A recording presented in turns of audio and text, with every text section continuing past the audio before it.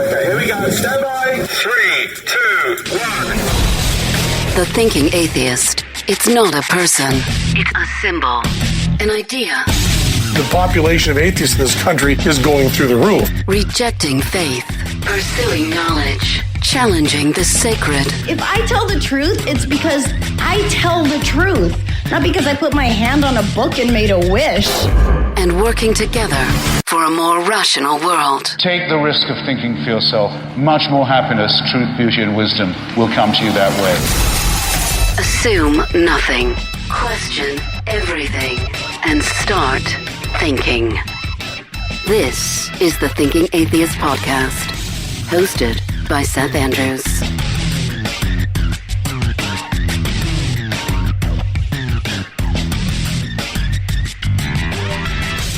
No, this is not the show about the sex robots. That's next week. That's next Tuesday. Everybody just relax. Several people are online going, when are you going to do the broadcast about the sex robots? Is that all you ever think about? Sex with objects. Oh, boy. It's going to be a fun show, though. And it's going to be, yes, at least somewhat scientific show, as I have Dr. Marty Klein. He's on the schedule. He's going to join us for the conversation. So we root the sort of provocative subject matter in some science, some actual science, and a conversation with an expert on human sexuality, okay? You know, it's really interesting when we talk about especially these provocative topics, and people have already formed an opinion on what it is and how they feel about it and why it's wrong or why it's right or why we should oppose it or why we should support it. It's interesting to watch the feedback loop that many of us get locked into. You know, people say, well, how do you know it's wrong? Or how do you know it's beneficial? Or how do you know it is this or that? And we just say, I just know it. I know it because it is. I know it's true because I believe it's true.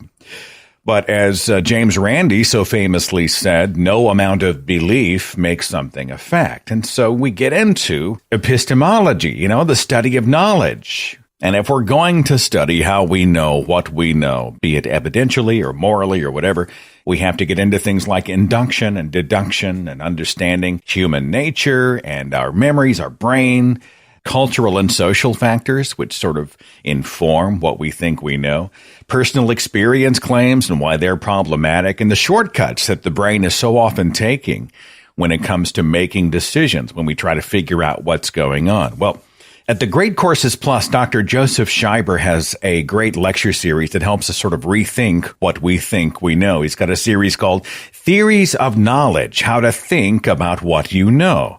And that is just one of thousands of wonderful courses available at the Great Courses Plus on subjects ranging from the origins of life on Earth to learning how to paint or play an instrument, learning how to manage your bank account and investments. So much more, presented by experts in their fields, streaming to you on your schedule. The Great Courses Plus is going to help you know more about whatever it is that interests you. And as one of my listeners, you can try it for free with unlimited access to learn about anything. Start your free trial now. Go to thegreatcoursesplus.com/Seth. Remember, thegreatcoursesplus.com/Seth. On this week's show, I'm delighted to have back a couple of friends and activists. The work's been out there for a lot of years, and they have fans all over the world. They are legend. They are Hugo and Jake. How's that for an introduction? That was, I feel like we are nothing but a disappointment at this point. You've set us up so high, there's nowhere to go but down. You've let down your audience and ours. Well, legends can be disappointing. I don't know if we're even disappointing. We're just sort of banal. It's like the legend of that guy that made soup that one time. Like, But it was pretty good soup. It was pretty good soup. But if I was to talk about, I mean, it used to be the Bible Reloaded was what we were talking about. And the Bible Reloaded is what? Just counter-apologetic stuff or what? Yeah, it's kind of our, so we do the Atheist Bible study still. Like, none of the content is really changed as far as what we used to do. We've just added to the content we do, and it kind of didn't make sense to call that the Bible Reloaded 2. And then on top of that, after the whole YouTube fiasco, Adpocalypse and various things like that, the name Bible Reloaded was not very kind on two different fronts for their algorithmic purposes. So we decided to change it to Hugo and Jake to broaden ourselves a little bit. But so we do the Atheist Bible Study. We do Christian movie reviews. Christian kids stuff. We do what do we do? We call it Christian movie quickies, and we have a wheel and we spin it and we look at stuff that doesn't necessarily deserve its a full video, but. Yeah. So we watch Touched by an Angel episodes and stuff sometimes, and we still do the chick tracks. And, You have a strong constitution, my friends. The Touched by an Angel episodes are some of the... They're really bad. It's not even like they're usually... I say usually because there are episodes where I'm like, holy shit, this crosses a line, and like this is fucked up territory. But like... Normally, it's just so saccharine and like dishonestly like it's schlock. Yeah, it's for your grandparents to watch on Hallmark Channel.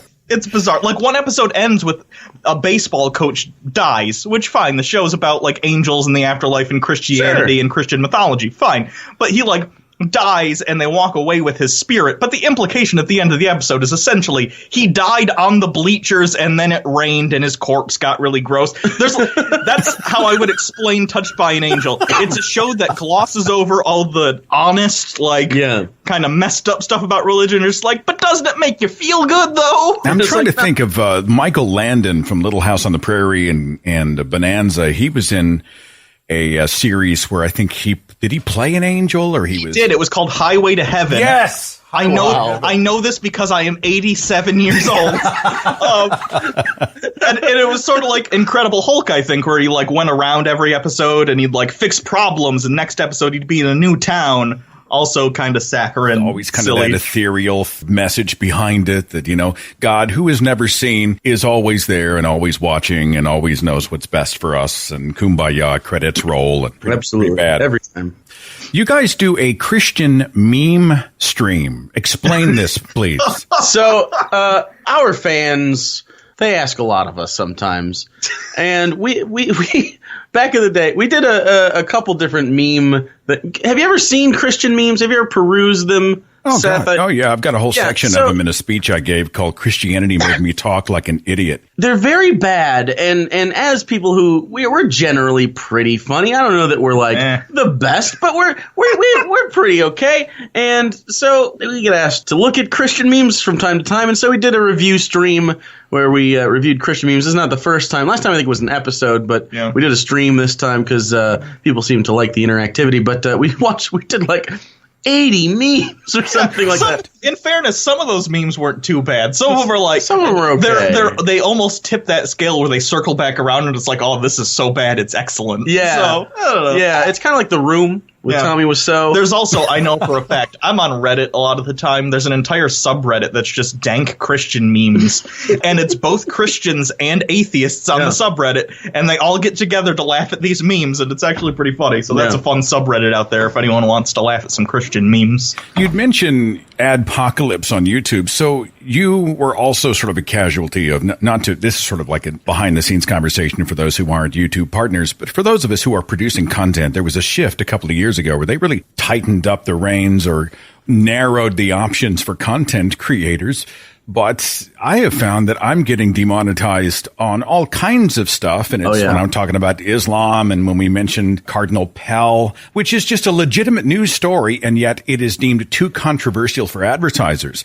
This was on your radar as well. Oh, yeah. I mean, obviously we're a little more crass than you. You have class and stuff. And I don't know that I've ever even approached class. I'm not wearing pants right now. I'm wearing basketball shorts. Just stop. Yeah. But I didn't want to use the word targeted because it's not just us. It's anyone who basically has any controversial anything. This was happening to LGBTQ people, and atheism is not a polite space necessarily all the time. I've heard the opposite though too. I've heard even positive religious things. Just because the algorithm is so spread shot in the way it decides to do things, it uses keywords. Right.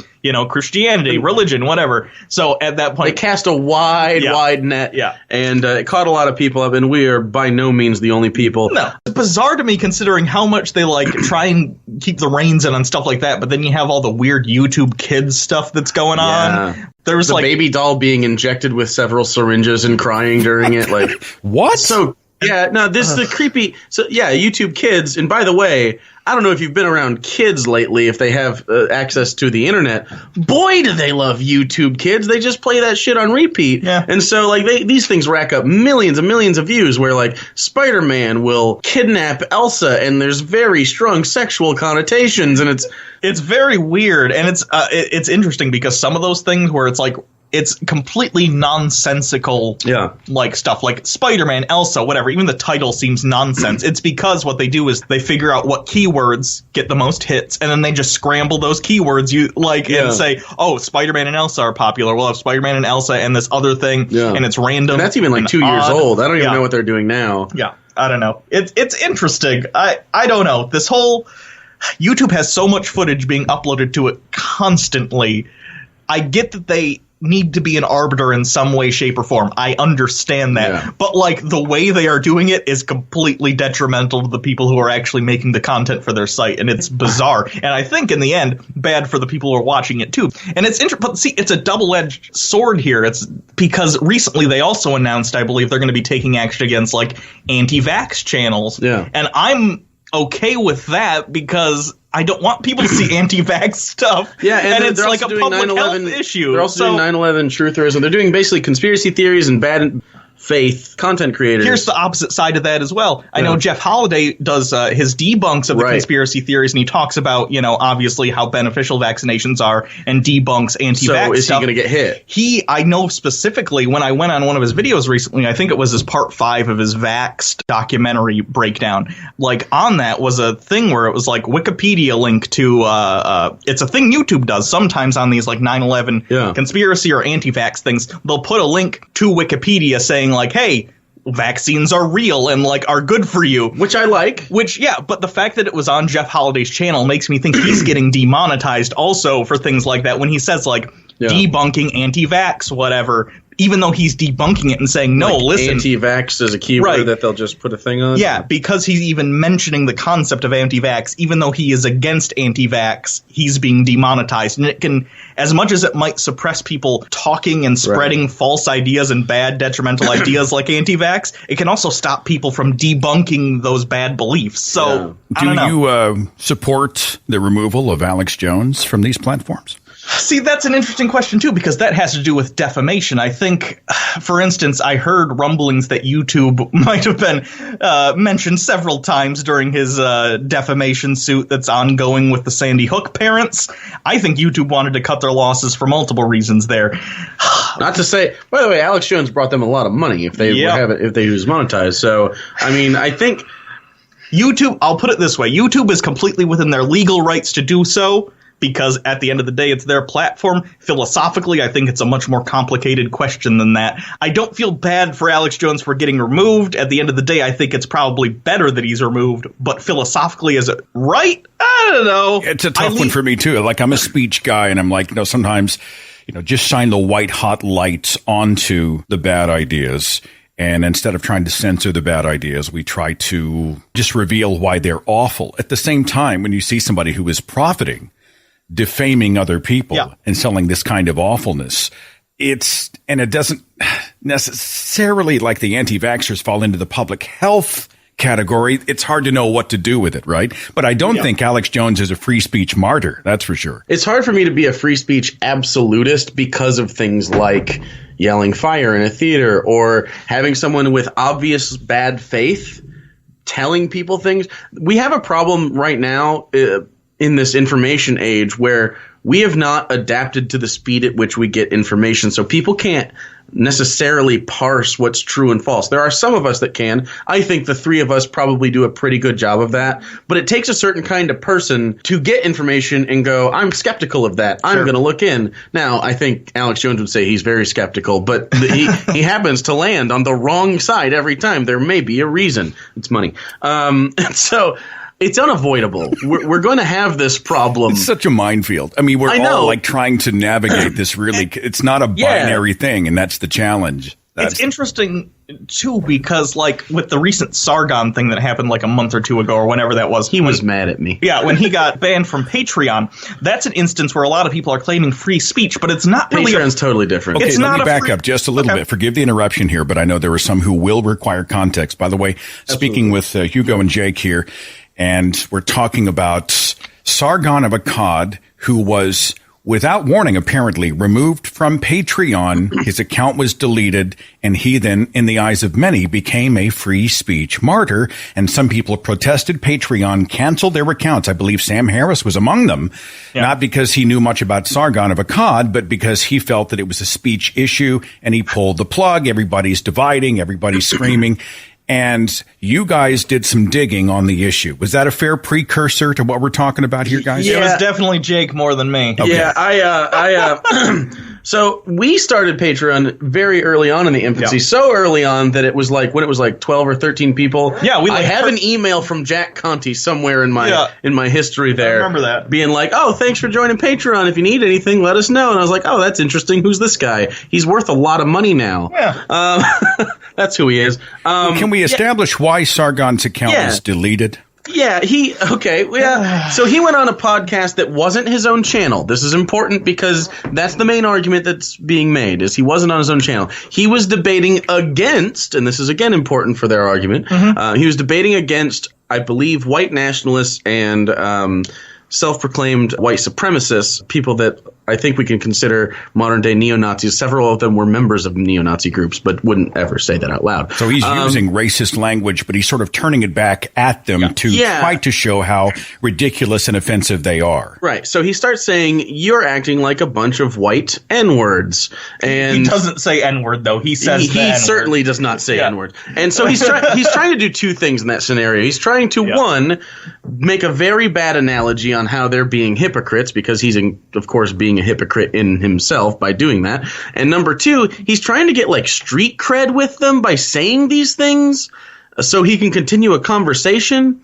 I don't think bringing the conversation down to their level is the way you have that conversation. It lowers the level of all the discourse around that sort of topic. Unbelievably culturally tone deaf. Yeah. Yeah. I mean, he's not just culturally tone deaf. He's just dumb. So I said it, not Seth. It's fine.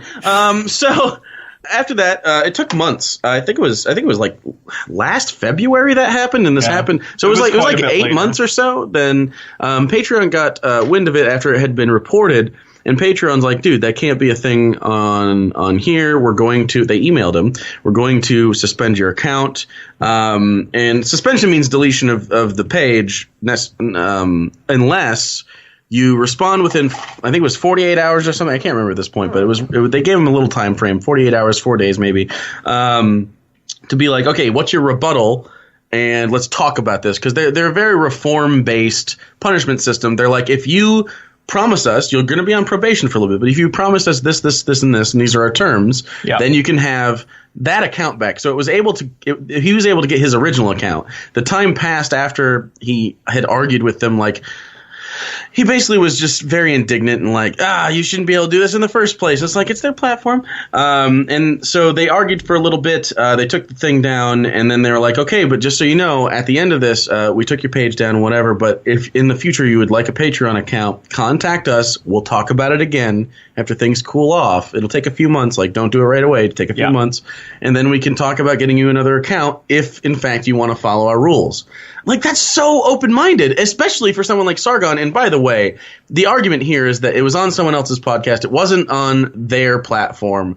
But that's not what their terms of service has ever said, really. And they've tuned it. And they even leave in a clause at the end, like most contracts, as you would imagine, says we have the right to terminate service with you at any time for any reason. Right, and we can update this at any time without notice. Yeah. And they do so. Like, I don't know, that's a very specific instance where a high-profile content creator on Patreon is saying things that your brand doesn't want, but it doesn't necessarily happen on their platform. But, of course, everything he does is funded by Patreon because he does the monthly fee. Yeah. So he's never uploaded a video to Patreon. It's about his brand. His brand was and tarnished he doesn't because of understand that. and I don't know why. And he is on Patreon. His brand Let's pause for just a second. You guys are a machine gun of information here. So let me just, first of all, we didn't hear much at all. I didn't hear anything really at all from the protesters about his removal or the deletion of his account, or suspension rather, about the idea that there was communication, there was dialogue, there was the opportunity to explain, to file a protest, to reestablish the account a short time later, right? None of that had come to light. It was all that without warning, he just logged in one day and it was gone. Yeah, I mean, I think they emailed him the first day. It was gone that day. But in the email that he published on his own Twitter account that is since suspended, I think he's on a new account now. Wait, did his not Sargon account get suspended? It did, as well? And then he's got one that doesn't have Sargon in the name. I don't remember what it is. Doesn't matter. He keeps getting banned from places, and he's like, "Well, it's their fault. It's so weird." You know, it strikes me. There's a saying that if you walk around all day smelling shit, maybe check your own shoes. Yeah. If everyone's banning you. Really, maybe that's it's really you, maybe the common denominator there is you. You know what I mean? I find Sargon is impossible to defend. And hearing the defenses of him, whether it's "I wouldn't even rape you," or the tweet that he had sent that had caused so much stink a few years ago, and this recent episode, this just seems like someone who is clueless or unnecessarily provocative, seeking controversy for its own sake. This is not humanism. It's certainly not the kind of activism that represents me or other atheists. I want nothing to do with that. And yet he has a huge following out there. I cannot explain it. I know, it's toxic. It's toxic for all of us in this community, and it's also toxic for Patreon, which is, I'm sure, why they decided to cut him loose, because not only is what he said indicative of his own personal, perhaps not so great biases, but indicative of what he might say in the future. I think it was probably more about, like, what is this guy going to say next, more than this is what he's already said. Yeah, and frankly, on his own channel that he would again argue that isn't on Patreon's platform, but is directly funded by it and constant, like it's brought up at the end of every episode. He did a whole thing where he watched a video, and David Sherratt, who used to be Spinosaurus on YouTube, he used to be an MRA and then stopped being that, and had some really interesting insight into that kind of right-ish wing group. Sure. He did a thing on Sargon, and he found an old video that has since been deleted because YouTube was like, "You have to delete this," where Sargon watches a video with a bunch of different, I think they were feminists, but there were many different races. Sure. And he just starts calling them racial epithets the whole time. Seriously? Like, the Asian lady got it the worst. Yeah, and it was really bad the whole time. I mean, and David Sherratt sits there, and he shows a clip of about, I don't know, 5 minutes or something, and like every other word's bleeped because David doesn't want to get banned either. Yeah. And that's the kind of behavior that this guy's been doing for years. Well, I think his shtick is that offense is taken, it is not given, meaning we can choose to not give those words power. And so by throwing those words out, he is essentially saying, you can choose to be offended, but it's not on me, which I think is a horrible way to... It's not to be this guy, but that's probably pretty easy to say as a white guy, isn't it? Yeah, you know what I mean? It's very easy. Absolutely. Like, I feel like Sargon thinks to himself, I think he has a problem of being able to put himself in other people's shoes to a certain extent. Because I think to him, he thinks, well, if someone called me, like, I don't know, cracker or some milk toast. Really banal. Yeah, a banal, like, he's like, I wouldn't take offense, therefore why would... And not only that, he's from the UK. We clearly don't have the same racial history here. And so many of these terms being so overwhelmingly dehumanizing, so carelessly thrown out in this exercise, I just think, again, he's just tone deaf. He does not get it. Right. And when I saw the blow up over Patreon, and I heard that you guys had done some homework on it, by the way, where did you get all the info whenever you were finding out who contacted who? Most of them were his tweets. Yeah. He was literally sending out screenshots himself and unable to parse that information. He didn't even read the emails. I got, like, besides the stuff that I posted from Patreon's website themselves, it was all his emails with them. All of them. Here's the difference from seeing you talk to Sargon and seeing his response. Here's where I think you two are miscommunicating. Because me and him? Yeah. Oh. Because you explained to him and you explained here, they gave you an opportunity to explain yourself. Yeah. I think Sargon thinks he did explain himself. I know he does. I think he thinks when he says, well, I was just trying to use their words. I think he thinks that's a valid explanation. And I don't think he gets that if he just said, you know what, I was wrong. I apologize. I'll try. He can't swallow that pill, though. He can't. He's incapable of being like, you know what? I was wrong. I apologize. That was over the line. It's pretty simple to do. And for the record, I just want to say, like, you, as a free speech advocate, not a free speech absolutist, but a free speech advocate, you can say whatever you want, but you have to understand, you must understand, there is a social currency you play with. Social interaction is a transaction, right? Yeah. Like if I say to you, F you, get out of my house, and I punch you in the face, you may have a negative reaction. Yeah. You know, and same thing with any sort of racist connotations or epithets. That takes a toll on other people. And when you are being platformed, especially by someone who doesn't want to tolerate that, they don't have to. I don't like the idea of the slippery slope of – there's a lot of argument here that like Twitter and Patreon and stuff like that should be like government owned. They should be protected by the First Amendment. I saw someone say that around the – and it's like, what? That doesn't make any sense whatsoever. Are you kidding me? You would want to strip the freedom to own a business, really, from all those that basically just have speech platforms. You're basically, if you were to force Patreon to platform Sargon for whatever reason, you're essentially making them have compelled speech. That is fascism. You're forcing them to associate with someone who will probably damage their brand. Now, we are talking, though, about is it a privately owned company or is it a public utility? And I think absolutely. That's an interesting conversation to have. Like at some point, it's so interwoven into the fabric of our lives that it is an integral part of what we do personally and professionally. Those arguments can be had, I think. Sure. I think there's a way better argument for Twitter than there is for Patreon. Patreon is for us, right? Not everyone's a content creator. Everyone might think they are, but they're not.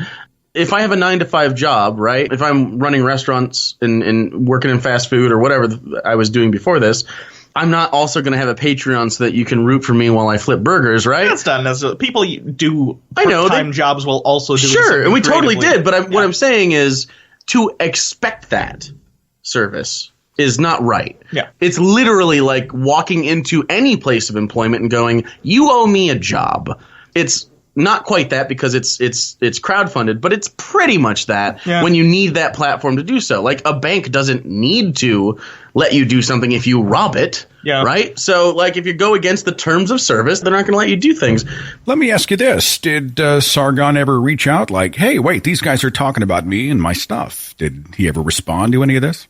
Reach out is a strong word. Reach out sounds like good faith. He made a video, which again is where... I didn't watch that. Oh, yeah. He made a video that was responding, and this is where I get the idea that I think the distinction being drawn is he doesn't... Yeah. He feels like he gave them an explanation, that being, I was using racial slurs against racists, therefore it's okay. I think he sees that as him giving them an explanation, whereas Patreon and you and I do not. Okay. Like, that's an explanation, but it's not one they have to accept. Yeah. If he said, like, that's what I was doing, I was wrong, I apologize, things might have gone differently. It's amazing, you know, if you will just take a breath and approach people in good faith, it's amazing how the doors will usually open for you when otherwise they might be closed. Let's talk about offense. Is offense given or is offense taken? How do you approach the complex issue of offense? I think it's both. I think sometimes someone may say something benign that offends someone that's extremely sensitive in that situation or moment or just all the time. But most often it's given, I think. I think it's more often given than it's taken. Does that make sense? Because I don't think most things I hear people sighing. say. I hear somebody sighing. It's a rough one, but it's a complicated issue to talk about because at the end of the day, I kind of think it certainly to an extent depends on the intent of the person making a statement. Right. Like, am I intending to say this to offend? But at the end, also, Sargon probably didn't in his own head intend to offend, but that's not the point. The point is you need to be socially aware and conscious he knows he's being edgy, of the though. effect you're having on other people. And if you're unwilling and unable to do that, you don't. It's not just Sargon. It's anyone who says something that they think is inflammatory on purpose. And they're like, well, it's free speech. No, I think offense. People are valid when they're offended for the most part. I think because most times people aren't saying stuff to inflame tension, right? They're not trying to be offensive. If that was the case, most conversations would go pretty poorly, and I don't think most conversations that everyone has are poor. So if you are offended by something, like not to date this necessarily, but back when the Cohen hearing was going on, Rashida, I think it's Tlaib, said of Representative Meadows, he had brought out... It's a poster? No. Oh, he had brought out a black woman that works with Trump to defend him against allegations that he was racially profiling. Yeah. And Tlaib called that kind of a racist stunt.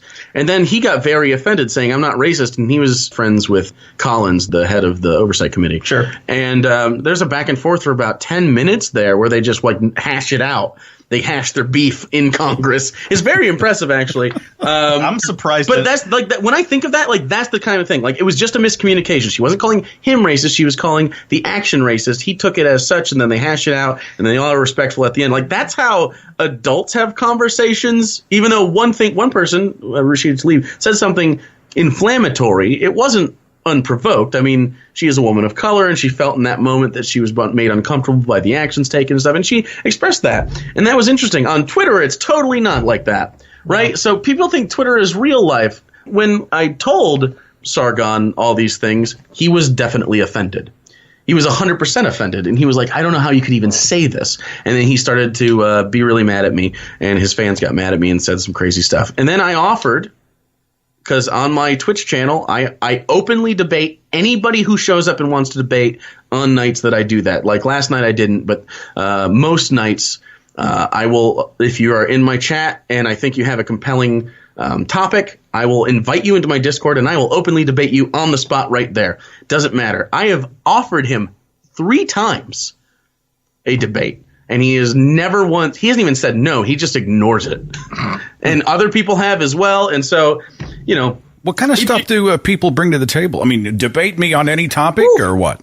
Well, any topic I obviously disagree with. Some people just want to – some people are fans. They just want to talk. And, sometimes I do an open just discussion thing, and that's fine. But mostly religion or what? Well, I've had anti-abortion.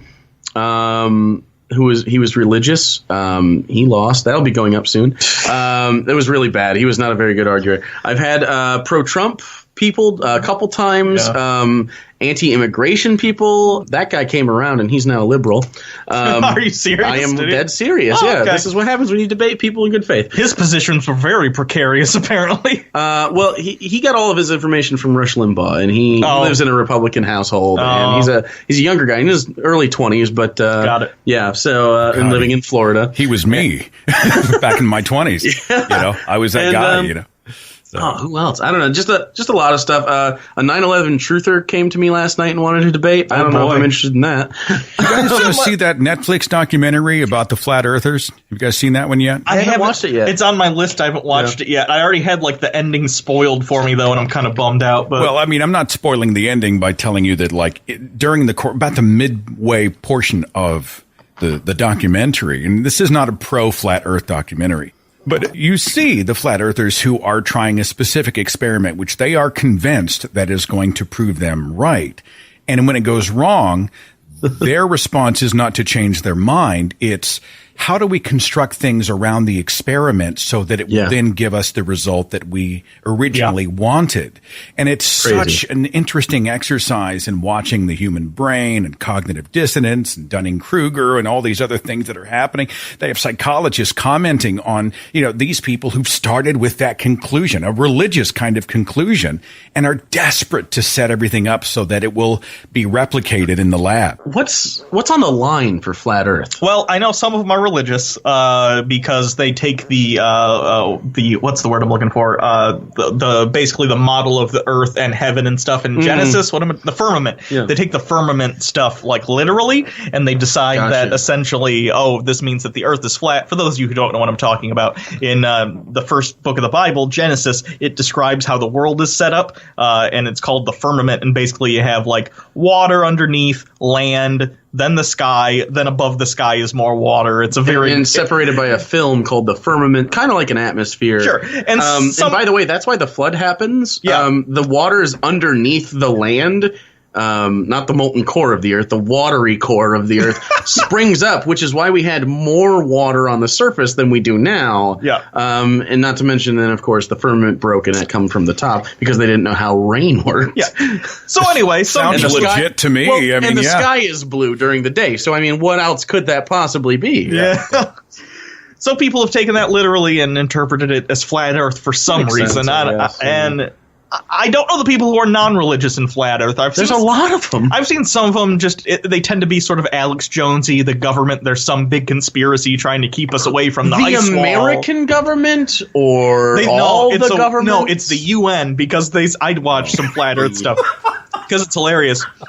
They think that the UN is hiding the fact. This is going to depend on who you talk to. There are different circles in the flat Earth sphere. But all around the world. Yeah. But they think the UN is keeping it a secret, and that Antarctica is really a giant ice wall that rings the Earth as we know it. And the reason that they know this is because the UN symbol is a flat map of the world. It's just a projection. It's not going to be a sphere, is it? No. It's a 2D awesome. There's an ice wall, like a Game of Thrones type ice wall. Yeah. Yes. And they think beyond it is like, I don't even know what they think is beyond it. I don't know. Well, it's an interesting thing to watch. I find that many of them seem to be empowered with the idea that we know more than the scientists. We know more than the quote-unquote experts. Our distrust makes us extra skeptical, and our extra skepticism somehow keeps us above the fray, above everybody else, all the sheeple who believe this scientific experimentation. I think it feeds something in them. There's also, and I had some people on social media mention that many of these people seem very, very lonely. It's like the island of misfit toys. And so they find each other and they find this commonality and they are able to find community in it. And I think there might be some validity to some of that. So people like their tribes. It happens a lot. I mean, that's the same thing that happened with like people that wear MAGA hats are kind of similar. People that, neo-Nazis, any of these fringe groups, and I'm sure they happen on the left too all the time. Anti-vax is a good example of that. That's probably mostly left. Like they just kind of like being a member of that exclusive, like, those are thinkers. Yeah. You know what I mean? Like we're smart. H-Bomber guy on YouTube also did a recent video called Flat Earth Reasoned Response or something like that. And a measured response is one of his series. And he essentially, by the end, his thesis was, it seems like a lot of these people who are proponents of the Flat Earth recognize that the world is kind of in disarray in a lot of ways. The world is random and odd in a way that it is. I think as non-religious people, we recognize the sort of, at the end of the day, there isn't some grand plan. It's just stuff going around doing stuff. Yeah. And some people can't handle that. Newtonian law. So for them, he thinks that it's essentially a way to get a handle on, I have control. It's a way of wresting control from the uncontrollable. It's pretty interesting. Well, that's a lot of conspiracy type. It's really hard to like imagine a guy with a rifle that is kind of crazy can pop the head off of the president of the United States,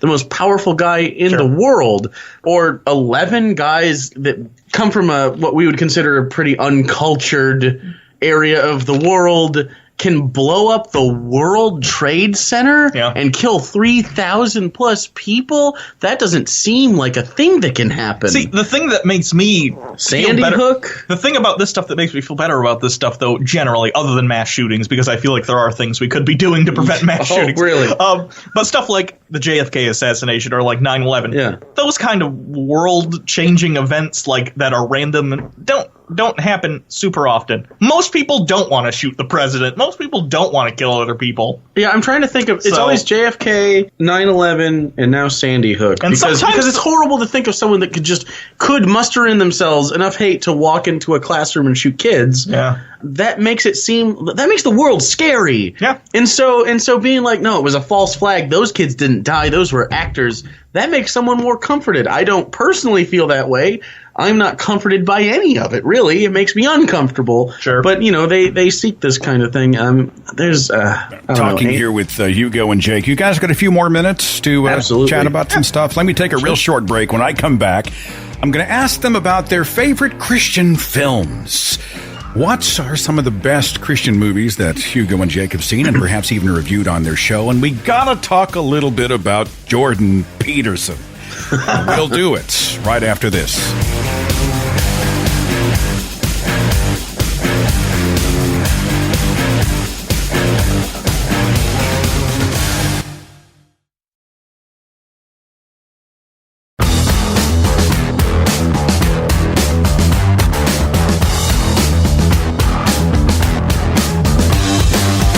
Don't forget that my supporters on Patreon get a totally commercial-free version of the broadcast, and they get the show a couple days early. Thanks for supporting me at patreon.com/Seth Andrews.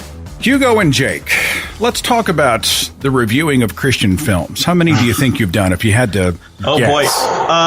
50? At least 50, I'd imagine. Probably including close to the quickies. Yeah. Oh, more than that. Old school, like Estes Perkle stuff, or the Pureflix, or what are we talking about? The vast majority has been the post-Pureflix Christian schlock.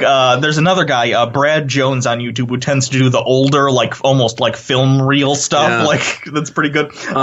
But we've mostly done the Pureflix stuff, and it has been, oh boy. Well, the Cristiano brothers, Ray Comfort, friends of the show. If you could sum up Pureflix in a few words and a few sentences, what do you think? Bad American cheese with a cross cut in it. I was going to... Oh, God. Like, you were so quick on the draw there. Let me write that down. Bad American cheese with a... Okay, got that. I'm going to use that, and I'll make sure and credit you. Thanks. I mean, they're vanilla. They're sort of these really, really safe, proper films that are loaded with cliches about non-believers, people of other religions, and certainly people of no religion. I mean, they just trot out every trope in the book, right? I'm going to draw a comparison that... Don't get mad at anyone who likes Marvel. I also like Marvel. Pureflix are the Marvel movies of the Christian film market. Now let me explain. They're formulaic. They're formulaic. It's like a factory system almost. We're like, we need to get 3 films out this year. Grab some directors, get someone to write a script, get it done. And they all follow almost the same tone, the same kind of humor. Like I'm like it. It's, David A.R. White's involved. Yeah, he's like their Robert Downey Jr. It's interesting to me. So Pureflix, it's like they hit it big with God's Not Dead. That was their huge moneymaker. And since then, I feel like several times they've tried to hit it again, but they never did. God's Not Dead 3 was okay. A little bit, but it didn't have the stank on it. None of them had the first one did. I'm going to use a word that makes me feel bad that it's associated with God's Not Dead, but cultural impact. Fuck. Whether you like it or not, that movie had cultural impact. People talked about it, and it had sequels, and it birthed basically this Pureflix renaissance, as I would call it. Sure. Where after I feel like they got a couple more movies out where it wasn't as big as God's Not Dead, they're like, okay, we need to rein in the budgets. We're going to start our own streaming service, which they have, and I have a subscription to. It's glorious. David A.R. White has a sitcom. Yeah, it's amazing. It's bad. So like even on the sitcom is so bad, the lighting is wrong. It's so weird.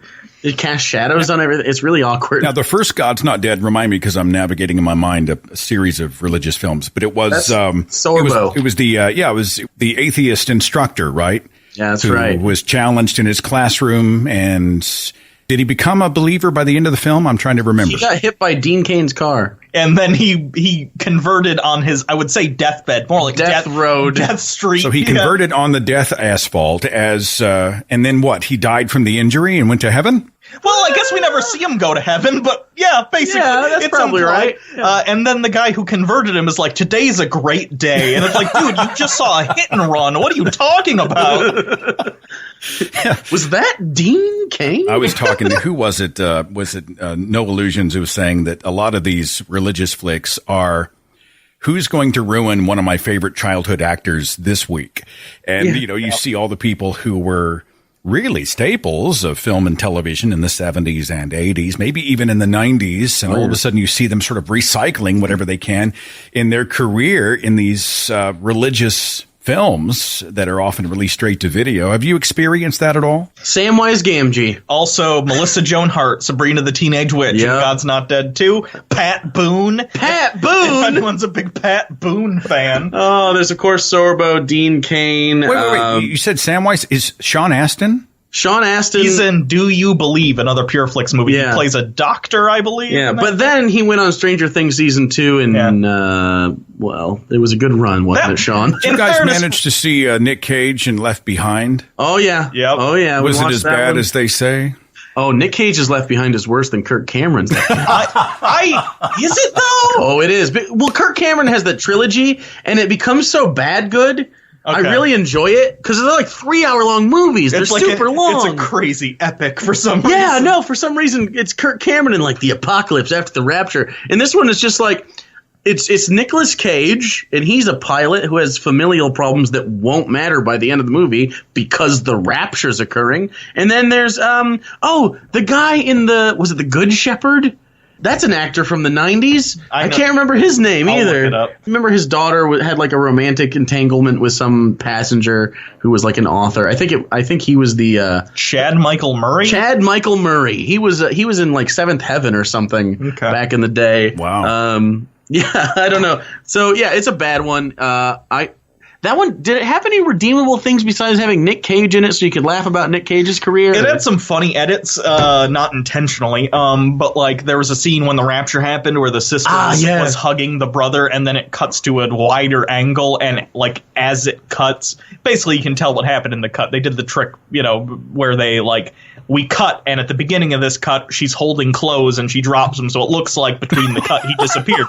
Yeah, but the baby disappears. It's done. His material body was brought up into heaven, and the clothes remained. Yeah. Heaven is a nudist colony, which I respect God for. I have a question. Why do we need genitals in heaven? Why aren't there a bunch of peepees and vagoos inside those clothes all around the world? Maybe it's just a nightmare where we're all Ken and Barbie dolls and we just have to worship Jesus or whatever the fuck all day. I just think whoever rents Left Behind, or any religious family renting Left Behind, must also, right after they finish the end credits of Left Behind, must also rent Mandy with Nicolas Cage and watch the two in sequence, all right?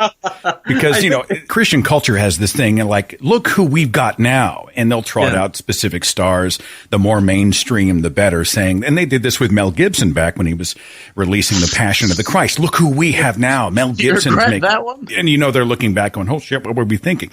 But it happens all the time. And you got to wonder, many people were like, Nick Cage is in this film, this A-list, quote unquote, A-list actor is in this film about the end times, promoting God's good message. And then you just see him spin back into his career, into the next job. And Mandy's a wild ride that's loaded with over-the-top violence, nudity, and it's like a horror LSD trip. And I think those who watch Left Behind for the religious message should have to watch Mandy as soon as it's over. They should put it in one of those DVD combo packs. Just saying. Like at Walmart for $5. Yeah. Well, you guys have taken a different sort of angle on each of your releases, right? I mean, one show you talk about this, another show you talk about that. Kind of what we do here. Is that accurate? Yeah, I'd say it depends on how we're feeling on that particular day. Okay. So it gets a little weird. So you have, let me call it a series of occasional broadcasts that begin with the words, the title begins, Jordan Peterson doesn't understand blank. Yep. And then you will just insert whatever he does not understand. Can we talk about Jordan Peterson? Because talk about a religious following. He has... Well, he's a religious man. For the few who may not know Jordan Peterson, set it up for everybody. What are we talking about? Oh, boy. Jordan Peterson is a psychologist from the University of Toronto. He's also a professor, and he teaches the subject, and he is bad at it. And he wrote a book called 12 Rules for Life. Bring order it's a to blockbuster chaos. book. I mean, it sold a squillion copies out there. He's very wealthy. He only eats meat and drinks water at the request of his nutritionist, air quotes, daughter. So she sent him a bikini picture the other day, which is totally normal. On Twitter, totally normal. Okay, that's okay. Yeah, because she was like, "See, I'm not thing going on there. I don't know. I'm not dying from my all meat diet. See, bikini to dad on Twitter. Very weird." Wow. So he basically wrote a self-help book, and a lot of what I would call here we go, centrists like that book quite a bit because it sort of gives them an out. It gives them an out on a lot of different things. On the surface of this, if you just read the chapter titles, it's stuff like, walk with your back straight, treat other people like, you need to care for them. Clean your room. Yeah. Clean your room. Be very clear in your speech. But when you get in there, he's basically saying, okay, feminists and women, those are chaos. And you need to be a top lobster. You need to be the absolute alpha maleist you can be to get where you want to be. Yeah. Here's how to do that. By the way to do that, be a lot like Jesus. And it's incredibly religious. It's incredibly detrimental to any sort of like if you have liberal values, if you're left leaning at all, it really doesn't behoove you to follow this book. It annoys me because he makes so many claims without making. And Destiny talks about this. Destiny on YouTube talks about this a lot. How he'll make prescriptive claims but not normative claims, and the difference there being basically prescriptive claims are he'll describe a situation in such a way that it leads you to an answer. Like he'll explain a problem and be like, for instance, he has a video on YouTube where he's interviewed, I think it's by a Vice journalist, it could be someone else though, about women in the workplace, and he basically says, can men and women work in the workplace together, and can women wear makeup? I don't know. The host goes, yes. Yeah. And Jordan Peterson replies, well, do we know that? Tell me this. Why do women wear makeup? And he goes, because they want to look good. And Jordan Peterson goes, no, it's because it's sexual nature. They put rouge on their cheeks, which is a thing. He's apparently from the French Revolution. And and they put lipstick on their lips because your lips and cheeks engorge with blood during sexual arousal. And the guy on the other side is like, what? Yeah. And that is the reason, but it's not. But when women wear makeup, it's not because they want you to make sexual advances. It's just because it's become culturally normal to be in makeup if you identify as a woman. Like, that's really it. What annoys me about it is that Jordan Peterson never comes out and just says, I don't think women and men should work together. Right. He implies it and dances around and has circumstantial speech all around it, but he refuses to actually say what he means. Yep. He's a coward. I'm so sick of it. Yeah, it's really, really bad. I don't think he believes that you and I are atheists. I don't think he thinks that atheists exist, at least as we see it.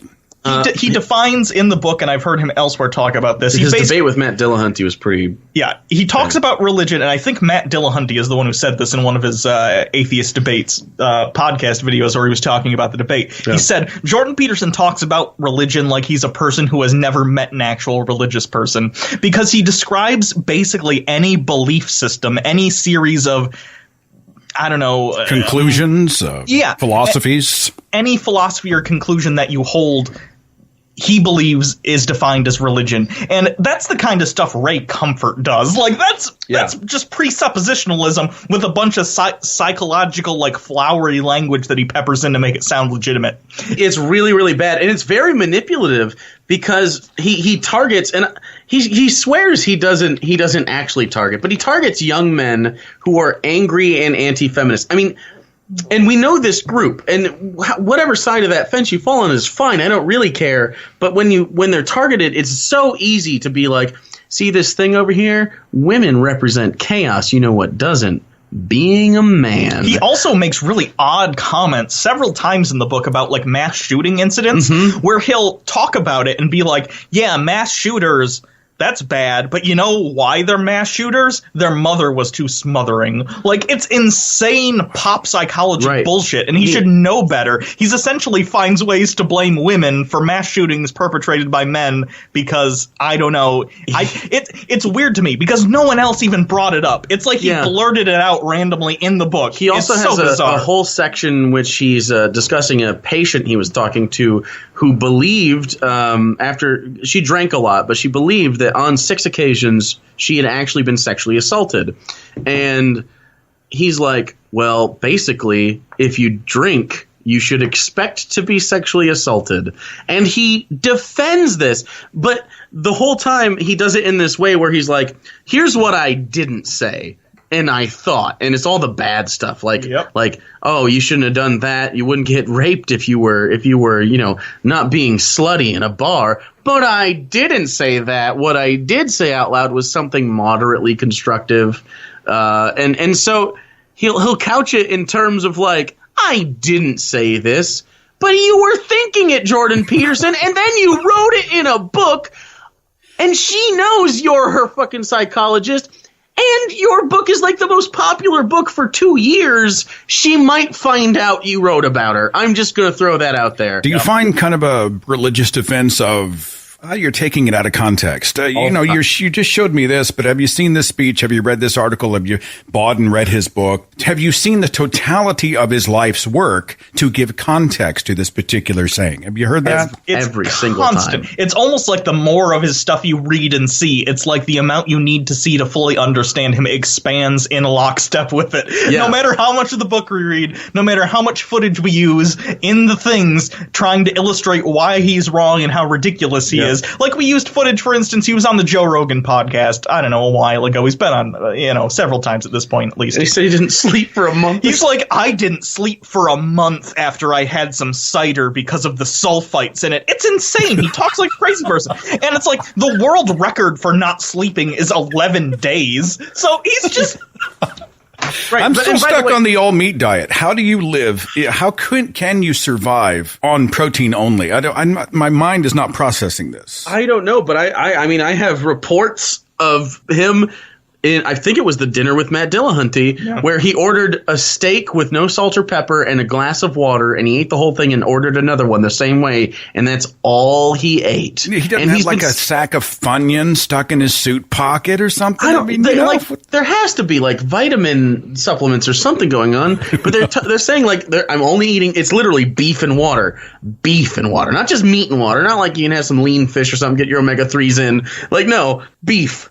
That's crazy. It strikes me that either he's just doing that publicly to like bolster his daughter's like breatharians. Yeah, to bolster his daughter's diet stuff. Or he's going to die of a massive coronary in like the next 6 months. I think we did a whole show on weird beliefs. The breatharians were up there on the list. The people who believe that they could survive only on the air that they breathe. Sunlight is the nourishment that they require. And I'm like, we'll make arrangements for you, pal. Isn't it weird that they sell books, and if you don't do it right, maybe buy another book and read this guy? That's what I was talking. We were talking about this the other day. Breatharianism is the perfect scam if people buy into it, because you can never succeed at it. So you're always wondering, what did I do wrong? I better buy more material. Talking here with Hugo and Jake. You've been very generous with your time. Anything special or interesting that you guys are focusing on these days that you want to hit here? And, of course, I'll link to your broadcast in the description box. But what are you guys talking about these days? Oh, boy, we're still doing the Bible study. We're finally on the New Testament. We're doing the Sermon on the Mount. Yep, we recently got done doing the Sermon on the Mount, which is pretty interesting. I'm glad you guys are hitting the New Testament, because I hear so often, well, the Old Testament bad, New Testament good. And I'm like, have you read the New Testament? We just went over the part where Jesus is like, yeah, the Old Testament's still in play. Totally do not change any of that until the earth is gone. Yeah. Literally says until the earth is gone. So it's still here. Not just earth and heaven, I think. And heaven. So are you meticulously going verse by verse or story by story? What's the format? Yeah, we're going depending on, well, a lot of the Gospels, they have the same stories in them. I'm sure you've heard this. So essentially, it'll be the same story but told from a different point of view. So Matthew, Mark, Luke, and John are under the microscope right now, and anytime they overlap, we read them all. And then when we get to a part where it doesn't, like Sermon on the Mount, for instance, is only in Matthew, we just read that, and then we'll go back. We did comparative miracles between them, and basically, because we read it in chronological order, so it goes Mark, Matthew, Luke, John, I believe. Yeah, if the order they were actually written. And you can watch the myth expand over time. By the time you get to John, things get crazy. Yeah, you have the people rising from the dead and whatnot. Yeah. And so, and then that's a non-canonical, what's the word for it? Non-canonical? Synoptic. Oh. Non-synoptic gospel is John, because it doesn't really stick in there. But we're also doing movie reviews. We're finishing up the Jordan Peterson book. Yeah. I think after that, I wouldn't hate doing a Ben Shapiro or someone like that. You guys don't have nearly enough hate mail, and I like it. I think you definitely need to stir the pot some more. Yeah. Yeah. We do have the Quran Reloaded, but as we talked about earlier, that we don't make any money on that, and so it's really hard. Some of the videos have gotten removed. We got to get back on that and get a. I look forward to hearing you guys tackle the Book of Revelation. I mean, what a head trip that's going to be, right? I've actually taken mushrooms in my life, so I think I'll have some insight into the Book of Revelation. I never have. Maybe I should knock that out of the way before we get there. I wouldn't recommend it. When it goes bad, not great. Ego death, not fun. Nah. You guys are awesome. I appreciate you so much. I'm glad you're out there, and I like your style. I like the way you do what you do. I like the fact that you bring a lot of humor and compassion and humanism. You know, it's like when I talk politics, people are like, why in the world are you at the Thinking Atheist, host of the Thinking Atheist, talking about these other things? And I'm like, well, I'm also a humanist. In fact, I'd like to think more than an atheist, I am a humanist, and these things speak to my humanist values. I cannot not talk about these things. Is that how you guys feel? Absolutely. Yeah. I think we've been steering everything is politics, right? Even the atheism stuff is politics. I don't like saying that we're steering into heavy politics because we've always been political. One of our first videos was a pro-gay marriage documentary. Also, like a Mitt Romney thing, because we were talking about Mormonism at the time. That's how old our show is. We were talking about Mitt Romney. It was the second term for Obama, and Mitt Romney was running. But that feels like an eternity ago. But remember Mitt Romney? Remember when that was the bad thing that we had to avoid? Well, I'll take him. So now with Donald Trump is president right now, and there is a movement on the right that it's almost worse than it was when like George W. Bush was there when they were very Christian, and it's almost worse because now they're just dealing in misinformation. It's not even and so as a skeptic. Yeah. And not a skeptic TM. We don't have like a tuxedo avatar. As actual skeptics, as atheists, and you tend to be liberal minded in this scenario, not all the time, but we are what the internet likes to call a libtard. We have these values where we want everybody to have a certain standard of living.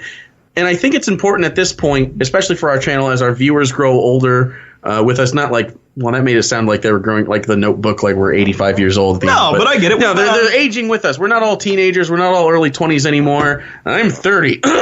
And so, our values become more important as we get closer to the age where, like, having a mortgage and politics and like health insurance and you're just more aware of the things going on in the world. Just more aware, and of course all the information we have to parse through. I think we owe it as a service to people that have stuck with us and people that come in the future to try to help parse this shit out, because it can be confusing, and I could totally understand how someone could get swept up in what is wrong, and it would be much better if people were right. So that's, I guess, my new goal for this show is to kind of help people be more right. And parse through the bullshit. Yeah. Hugo and Jake, thank you guys so much for taking the time. I'm sure the audience would like to know more. I'm going to include that in the description box. Is there a main website, hub, YouTube page, just like verbally? Is there an easy way for them to find you, or just Google search?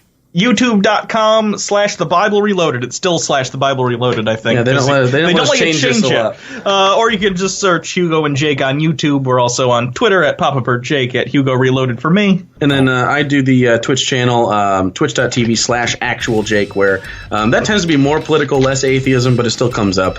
So yeah, if you're into that, if you're into live shows, that's the place to go. Sounds good. I'll make sure and include those links, so shoot those to me as soon as the show is done here, my friends. And thanks again. Great talking to you. You too. Thanks for having us on. Follow The Thinking Atheist on Facebook and Twitter for a complete archive of podcasts and videos, products like mugs and t-shirts featuring the Thinking Atheist logo, links to atheist pages and resources, and details on upcoming free thought events and conventions. Log on to our website, thethinkingatheist.com.